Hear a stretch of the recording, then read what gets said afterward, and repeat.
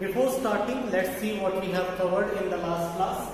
In our last class, we have started with introduction of electricity, where we have found the basic source of electricity is charge, where we have defined charge as either excess of electrons or deficiency of electrons. And we have seen one of the major property of charge, where Q is equal to N into E, where N is an integer and E was the basic unit of charge described by the equation known as quantization. Then we have seen some definitions and equations for electric current, where current is defined as amount of charge flowing through a conductor in a given time by its SI unit as ampere. Then we have seen electric potential, which was described as amount of work done to bring a unit charge from one place to another as electric potential, and potential difference given by the unit volt, or I can express as joule per coulomb. Same way I can express here as coulomb per second, where the unit of charge is coulomb. Then combining electric potential and electric current, we have got Ohm's law for a conductor, where this law is valid only for conductor and under special assumptions and conditions. We have got that potential difference is directly proportional to current, and removing the proportionality sign, we have got V is equal to IR, where R is resistance of a conductor. Resistance simply is obstruction in the path of flow of current. The next thing we have seen was resistance in series, where we have got the total resistance is simply summation of individual resistances of any number of resistances connected together. Similar way, we have seen resistance in parallel, where we have got that 1 upon resistance in parallel was equal to sum of reciprocal of individual resistances, and so on. If n resistors are connected, it will go up to 1 by Rn, and we will get equivalent or parallel resistance. Similar way we can get series resistance. So if we start with today's section, we have to move on calculating the energy and potential for a given conductor if any amount of charge is flowing, and how to calculate those relations. So I will start with a simple example for resistance in an electric circuit, where I have mixed combination of R1 resistance connected in series with two another resistances which are connected in parallel by a switch key and a source of battery having any V voltage and K as E. R2 and R3 are the resistances taken together. So first, our purpose is to find equivalent resistance. So we will start with calculating equivalent resistance between R2 and R3. So I will get first 1 upon resistance in parallel will be equal to 1 by R2 plus 1 by R3, which upon taking LCM and calculation, I will get resistance in parallel is equal to R2 R3 upon R2 plus R3. This is my combined resistance taken under the condition of these two parallel combinations. So this circuit will further change into a single resistance of R and another resistance of Rp, resistance in parallel, connected by a key, and same battery B having plus and minus. So now two resistors are left which are connected in series. So if I calculate equivalent resistance between R1 and resistance in parallel, it will be simply resistance in series will be equal to R1 plus Rp. This will be my combined resistance. So I will change this circuit diagram further into a single resistance connected by a switch key and by a battery B having plus and minus sign. The total resistance will be circuit having R resistance. So the whole process of learning circuit diagram and going further for calculating equivalent resistance is to simplify the circuit having only one resistance. No matter how many resistances are given in the main circuit, we have to simplify into a circuit having only one resistance. That resistance should be directly connected with the battery and a key if required. So our total resistance, this will be combined one. I can name it as RS. If I have to calculate the amount of current flowing through this resistor, it will be simply defined as I is equal to V by RS, that is V upon R1 plus Rp. This condition will be coming out. So let's see another numerical where we are taking the values and try to calculate the current in each section in this condition. If I take some values here where R1 is 5 ohm, R3 is 2 ohm and R2 is 2 ohm as well, connected by a 10 volt battery. So if I am taking this, first my purpose is to solve parallel resistance. So equivalent resistance between 2 and 2 ohm will be given out as 1 upon resistance in parallel will be equal to 1 by 2 plus 1 by 2, which I will get simply as 1. So resistance in parallel will be equal to 1 ohm. This will be my outcome. So my circuit diagram will change into a 5 ohm resistance and 1 ohm resistance having 10 volt as the voltage supplied in the circuit.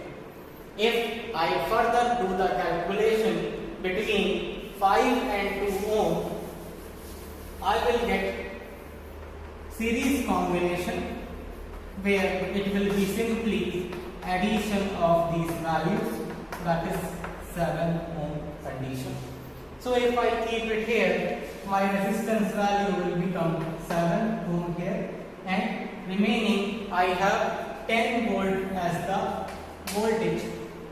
So if I do the calculation for current in the main circuit, the current in the main circuit as per Ohm's law will be equal to V by R, that is simply 10 by 7, which will give you answer 1.4 ampere. This is my outcome. So in series circuit, current value does not change, that is 1.4 ampere is flowing here, same 1.4 ampere will be flowing through these sections everywhere as well. But when this 1.4 ampere is flowing here, it will be divided into two parts. Let's name it as I1 and I2. So first I have to find what is the potential across 5 ohm and what is the potential across parallel combination of 2 ohm or across 1 ohm resistance. So to calculate potential difference across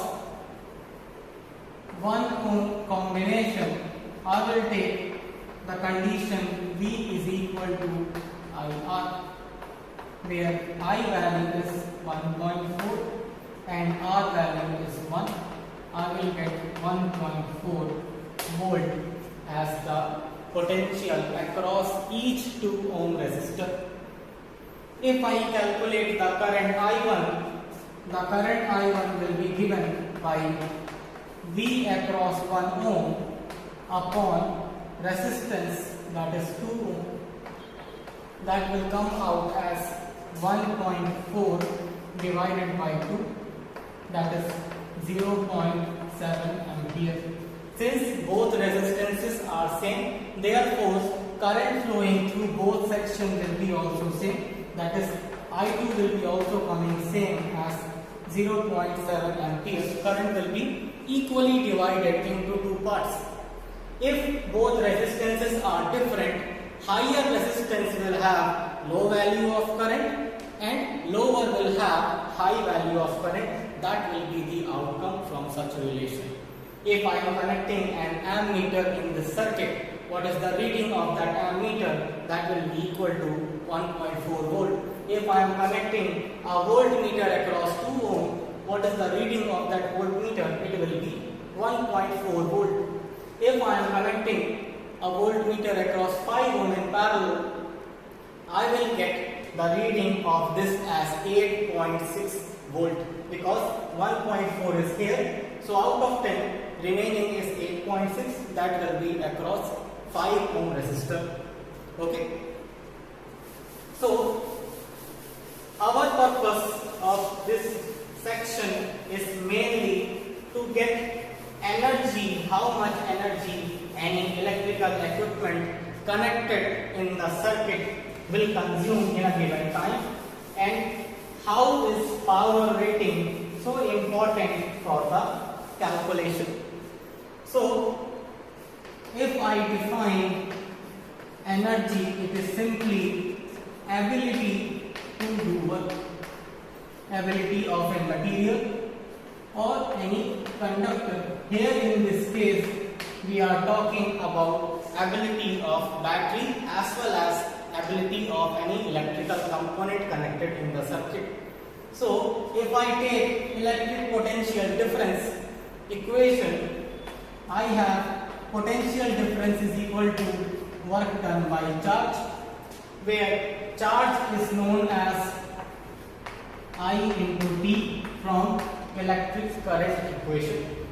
So if I keep this equation here, I will get electric potential is equal to work done upon IT, or cross multiply, I will get work done is equal to BIT.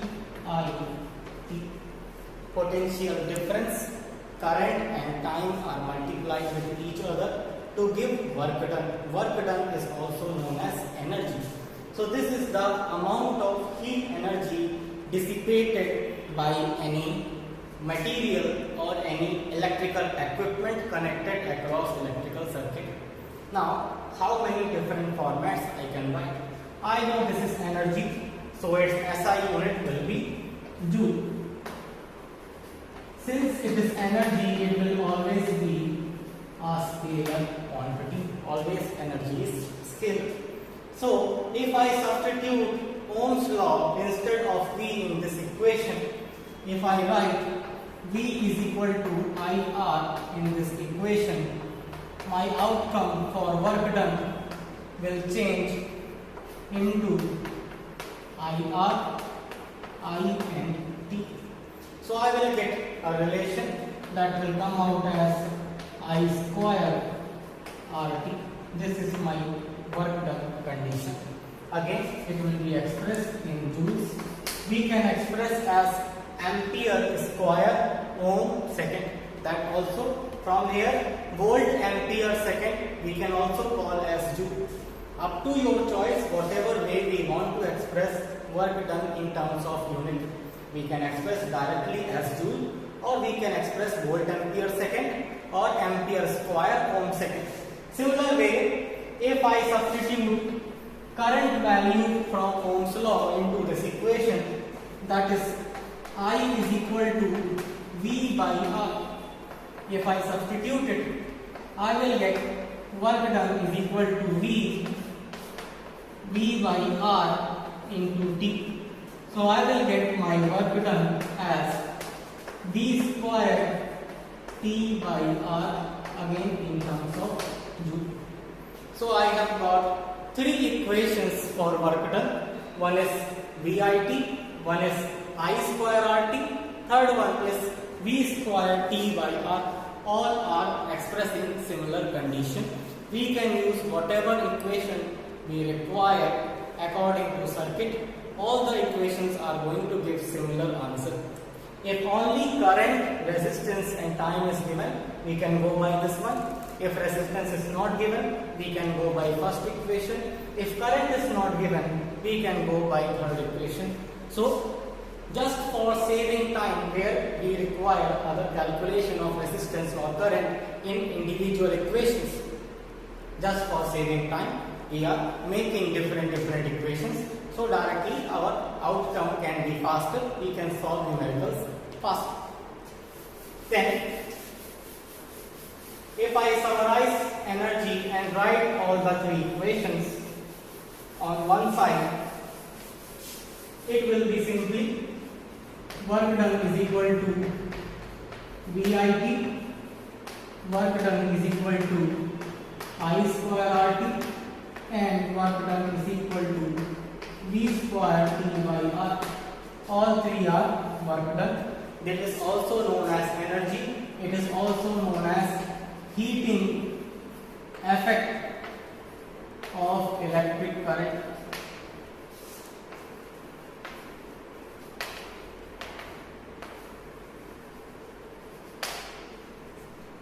So I can say them as heat also as heat energy. All three equations will be same. Then we move on to our next one, that is power.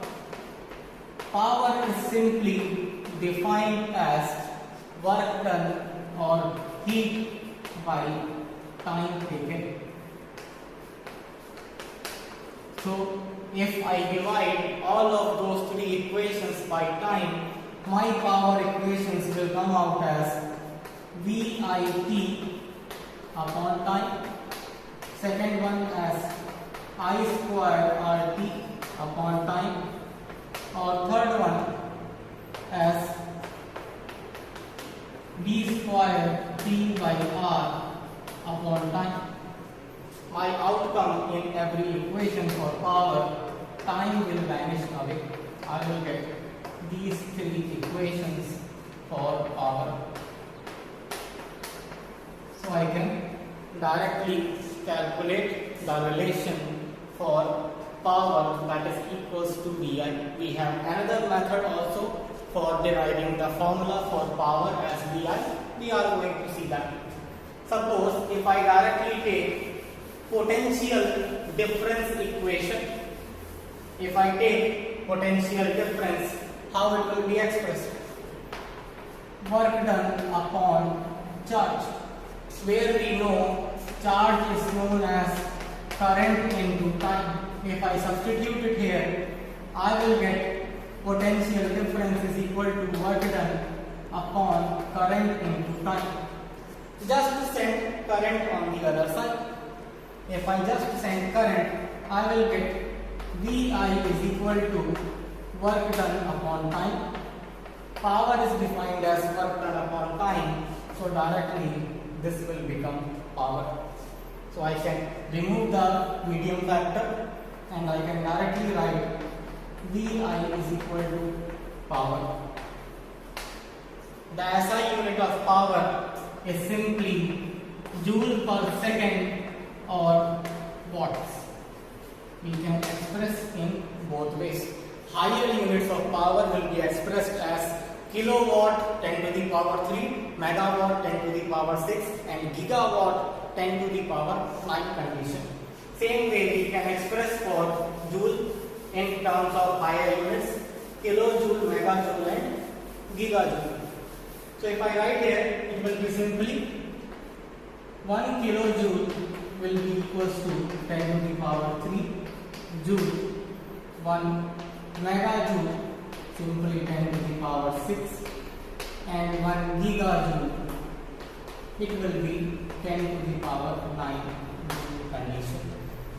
There is also another unit of electricity which we know for energy as commercial unit.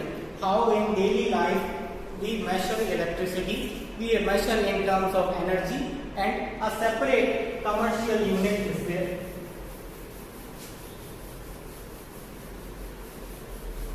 So that commercial unit is known as kilowatt hour.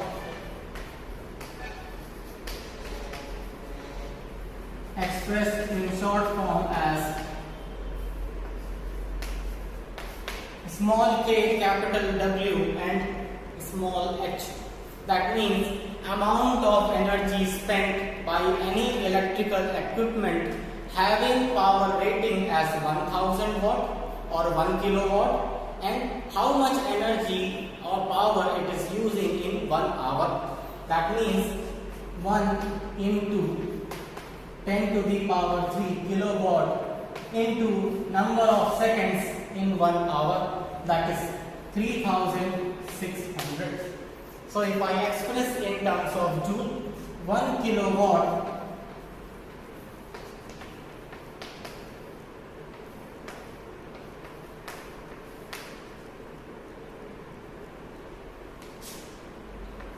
it will be expressed in this format. So what I am getting here is 1 kilowatt is equal to 3.6 into 10 to the power 6 joule. This will be the conversion between commercial unit of energy and SI unit of energy. Both, if you are getting in your electricity meter in your houses as some rating or some bill at the end of the month, that bill will contain some units, like we have used 70 or 80 units in 1 month. What is the meaning of that 1 unit? This is the answer. 1 unit is representing there as 1 kilowatt hour. That means we have used 36 lakh amount of joule energy in 1 unit. If we are getting 80, we just have to multiply and get the outcome. That much energy is used by our house in a particular month. Okay, and according to that, some charges are there for any unit in different states, different cities, depending upon what is the source of that electrical supply. The charges for each unit in different places will be different. They will not be same throughout the country. If we are getting electricity from coal power plant, we are spending some amount of coal, or coal is consumed, so that electricity cost will be higher. If we are using a windmill is not using any type of fuel to produce electricity, so the cost of electricity by a windmill will be less.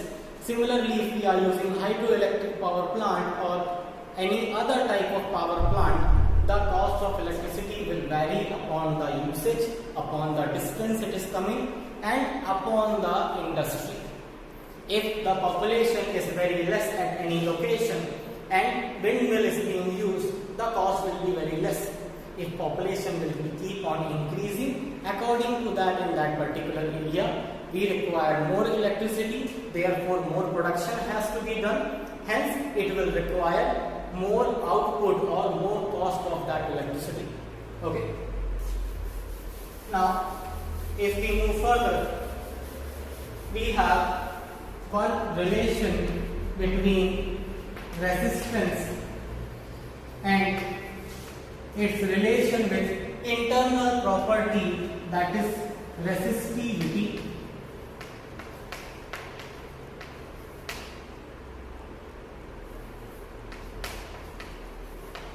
So resistivity is simply in direct relation with resistance, but this is an external property and this is an internal property. In higher classes we are going to study what are those internal factors. So far we just require its value, which will be given in the form of calculation, and its direct answer.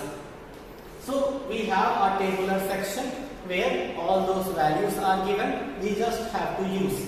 So general configuration I am giving. I have a relation where resistance is directly proportional to length of the conductor and resistance is inversely proportional to cross section area of the conductor. If I draw any wire which is in the shape of a cylinder, so these circular areas, either the other side or this side, this is known as cross section area. We will be considering this area for calculation, where we have the formula for this area as pi r square or pi d square by 4. After this, when we are combining these two equations, I will get the outcome as resistance is directly proportional to L by A. To remove the proportionality sign, we have multiplied with resistivity known by the symbol rho, RHO. That is the symbol for resistivity. So if I rearrange and bring resistivity only on one side, I will get my outcome as rho is equal to R A by L. So its SI unit will be expressed as ohm meter. That will be its expression in the form.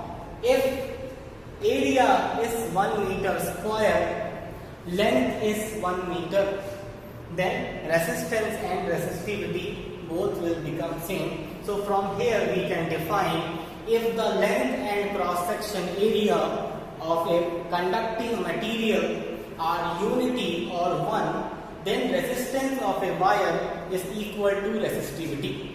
Or I can define in another way, resistivity of a wire is equal to resistance if cross section area and length of that wire or that conductor are unity. If length and area are 1 meter and 1 meter square each, then they both will be equal. Other than that, we can remember basic definition for resistivity. It is internal property of a material. Internal means every material will not conduct electrons or electricity at the same rate. If I am using copper, it can transfer faster. If I am using iron or if I am using steel, the transfer of electricity from one end to the other will become different. The speed will not be same. The reason why speed is not the same because of that internal property of that material. How closely the atoms are packed, what is the arrangement of those atoms, whether any other factor can make any changes. So in detail we are going to study about resistivity in higher class. Then if I go further, this is for the condition where new wire is compared with previous wire. If I am considering same wire which I am stretching by some length, its relation with area and length will change. That means under the condition of extension or compression, resistance of a wire is directly proportional to L square and resistance of a wire is inversely proportional to A square. Why? Because when we are extending or stretching a wire, if we compare same thing by stretching of a rubber band, there if length is increasing, area will decrease because overall volume of that material will remain same. So under that condition, we are going to verify if length is changing, how its relation will work with resistance. Under the condition of extension, I have this relation. Under the condition of a new wire taken, I have this relation, where both ways the proportionality constant will be expressed as resistivity only, or we can say as so, whose SI unit is ohm meter. Okay. So we move to the last topic of this chapter, that is what type of current are there and which of them can be more useful. So to understand that, we have two types of current. One is known as alternating current and second is known as direct current. In alternating current, simply I represent them. It is like a wave. Current is moving with time in periodic manner, like a sine function or cosine function. In direct current, the value of current or potential will be stable. It will remain same after any given amount of time. Like if we take a battery of a torch cell or of a mobile, it is direct current. The current which is coming into our house, that is known as alternating current. That means its value can vary from maximum value up to 0. Then it will go in reverse maximum value, again become 0, and again it will follow like this, a cyclic process. So current and potential keep changing continuously in case of alternating current. Direct current, potential and current values are fixed. They will not be changing much. In our next section, we are going to discuss what are more impacts and NCERT questions of that chapter. Thank you.